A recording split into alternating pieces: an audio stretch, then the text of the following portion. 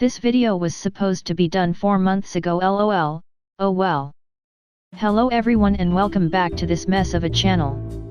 Unfortunately my mic is broken, so you get Robot Lady for now.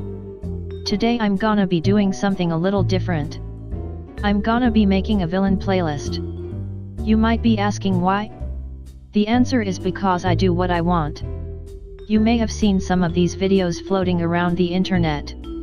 I find the concept of a villain-centered playlist to be quite fun, but many of them mostly just have the same couple of popular TikTok songs. Not that they're bad songs, I rather enjoy a few of them, but after the 8th time they get a bit repetitive. So I decided to make my own and share how and why I picked the songs, because I thought it would be fun. If you want to go straight to the playlist, there is going to be a link to Spotify in the description. Also, the playlist itself is a bit more on the rock/metal side because of my own tastes and because I think that the style and aesthetics of the genres suit villains pretty well. So now let's get right into it. I like to create my playlists with a bit of a story, and that goes for this one as well.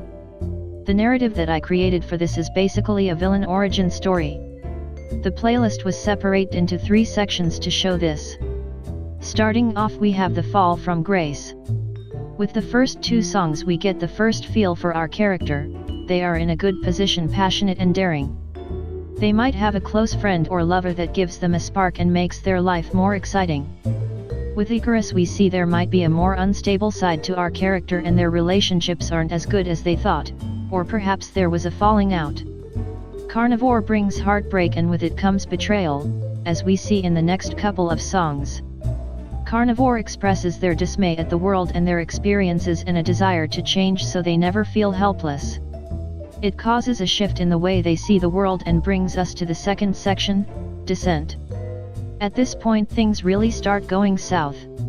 Suddenly the world seems to conspire against our hero, everything is cynical and everyone is out to get them and hold them back. With the first couple of songs, Pretty Lies and Lunatics and Slaves, their own cynicism grows as they start saying themselves fitting in more with the outsiders and outcasts and now have a strong desire to change the world.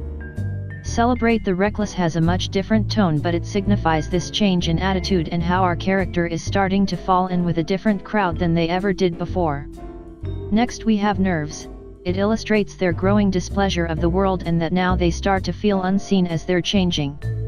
With Identity they've lost their sense of self in all that they've been through and become lost, until Darkness Dies brings someone their way who perhaps had been in their position in the past and comes with promises to show them the right path. Of course this doesn't go how they thought and they realize just how different they've become with Everything You Hate, bringing us to the third and final section, The Abyss. This is where all the good, or bad, stuff happens. Starting off with Monster, they recognize just how much they've been changed as a result of others' actions towards them.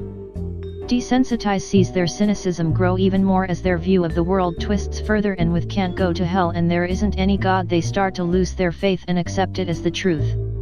With the next 2 songs, they still battle themselves over what they've become, but come to accept it as well in Point of No Return.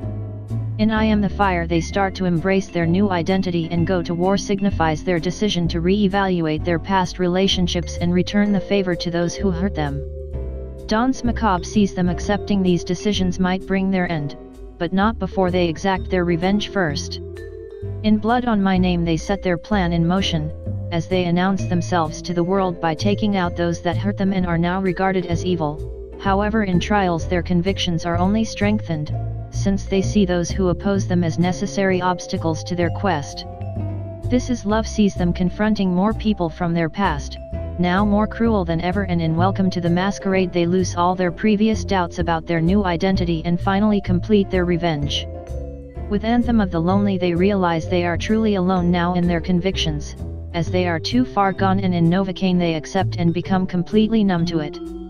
In the last 4 songs they fully step into their role as the villain they now know they were always meant to be, now wanting to bring the world to ruin rather than change it, beginning with Don't Know How to Stop as they go on a power trip and start enjoying their new role with Terrible Things and So What, letting their villainy run rampant.